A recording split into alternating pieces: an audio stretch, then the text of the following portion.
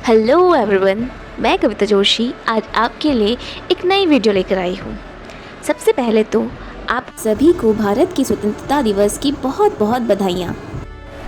आज हम भारतीय ध्वज संहिता यानी इंडियन फ्लैग कोड पर चर्चा करेंगे, जैसे कि झंडा कब और कैसे फहराया जाना चाहिए, झंडा कब आधा झुका होता है, झंडे का अपमान कैसे होता है इत्यादि। तो वीडियो को अंत तक ज़रूर देखें। आशा करती हूँ आपको इस वीडियो से बहुत कुछ नया जानने को मिलेगा। भारतीय झंडा भारत के लिए आन बान शान है। इसे हम अपने देश का गौरव समझते हैं। तो ये भी ज़रूरी है कि हम लोग झंडे के प्रति अपने व्यवहार को सम्मानजनक रखें। इसी सम्मान को बनाए रखने के लिए इंडियन फ्लैग कोड नामक एक गाइडलाइन 2002 में जारी किया गया था, जो कि हमें यह बताता है कि हमें झंडे के सम्मान कैसे करना चाहिए। इससे पहले भी 2 अधिनियम थे, संप्रतीक और नाम अधिनियम जो कि 1950 में आया था, और राष्ट्रीय गौरव अपमान निवारण अधिनियम जो कि 1971 में आया था। इसके बाद 2002 में इंडियन फ्लैग कोड नामक एक गाइडलाइन जारी की गई ताकि कानूनों को और भी स्पष्ट किया जा सके। इंडियन फ्लैग कोड को अस्तित्व में बहुत बड़े उद्यमी तथा कांग्रेसी नेता नवीन जिंदल जी लाए थे। इन्हीं ने फ्लैग फाउंडेशन ऑफ इंडिया नामक गैर सरकारी संस्था की स्थापना की। क्या आपको पता है, दिल्ली की कनॉट प्लेस में जो बड़ा झंडा लगा है वो फ्लैग फाउंडेशन ऑफ इंडिया के द्वारा ही लगाया गया था। अब हम बात करेंगे उन नियमों की जो भारतीय ध्वज संहिता यानी इंडियन फ्लैग कोड के अंतर्गत आते हैं। इंडियन फ्लैग कोड को 3 भागों में बांटा गया है। पहला भाग जिसमें झंडा का सामान्य विवरण दिया हुआ है। दूसरा भाग जिसमें आम जनता, निजी संगठनों और शैक्षणिक संस्थानों द्वारा झंडा फहराने के नियम दिए हुए हैं। तीसरा भाग जिसमें सरकार या सरकारी एजेंसियों द्वारा झंडा फहराने के नियम बताए गए हैं। आइए हम बारी बारी से इन सभी नियमों पर चर्चा करते हैं।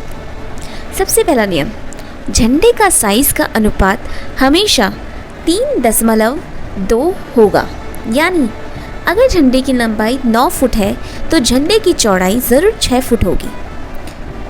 दूसरा नियम, झंडे की सबसे ऊपरी पट्टी हमेशा केसरिया रंग का, सबसे नीचे पट्टी हमेशा हरा रंग का और मध्य भाग की पट्टी हमेशा सफ़ेद रंग का होगा। उस सफ़ेद पट्टी के अंदर एक नीले रंग का चक्र होगा जिसमें 24 तिल्लियाँ होंगी। तीसरा नियम, झंडा ऊनी, सूती, खादी या सिल्क का बना होना चाहिए और उस कपड़े की गुणवत्ता ब्यूरो ऑफ इंडियन स्टैंडर्ड्स के द्वारा निर्धारित मानकों पर खड़ा उतरना चाहिए। झंडे का प्रयोग ना किसी प्रकार की पोशाक या वर्दी के किसी भाग के रूप में किया जाएगा और ना ही इसे तकियों, रुमालों या नैपकिनों अथवा ड्रेस सामग्री पर कढ़ाई या मुद्रित करने के लिए किया जाएगा। झंडे पर किसी तरह के अक्षर नहीं लिखे जाएंगे। झंडे को किसी वस्तु के लेन देन, पकड़ने अथवा ले जाने के आधार के रूप में प्रयोग नहीं किया जाएगा, परंतु स्वतंत्रता दिवस जैसे अवसर पर झंडे में गुलाब की पंखुड़ियाँ रखने में कोई आपत्ति नहीं है। किसी दूसरे झंडे को राष्ट्रीय झंडे से ऊंचा, ऊपर या बराबर नहीं लगाया जाएगा। झंडे का इस्तेमाल सजावट के लिए नहीं किया जाएगा। राज्य, सेना, केंद्रीय अर्धसैनिक बलों की ओर से किए जाने वाले मृतक संस्कारों के अलावा झंडे का प्रयोग किसी भी रूप में लपेटने के लिए नहीं किया जाएगा।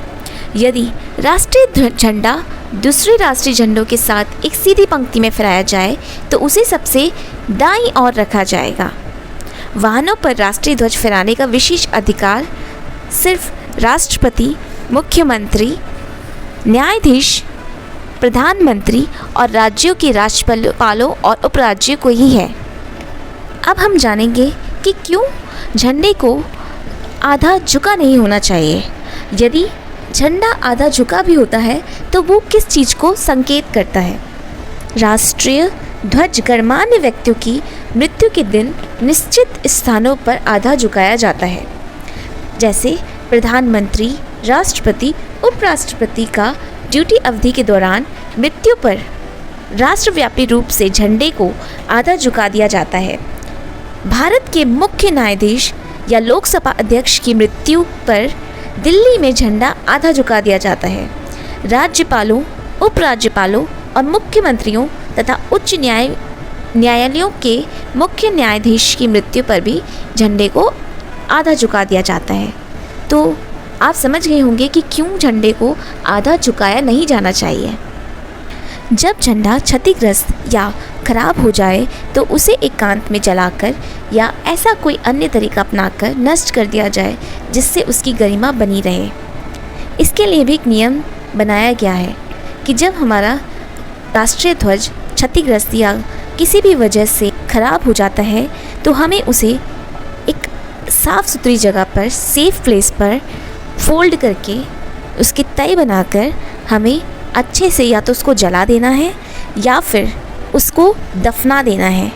और साथ में लास्ट में हमें कुछ देर का मौन उसके रिस्पेक्ट में देना है। तो ये थी इंडियन फ्लैग कोड की महत्वपूर्ण बातें। आशा करती हूँ कि आपने इस वीडियो को अंत तक देखा होगा और इसमें जुड़ी हुई महत्वपूर्ण बातों को ज़रूर समझा होगा, क्योंकि यह हम सबके लिए बहुत ज़रूरी है। धन्यवाद। Happy independence day.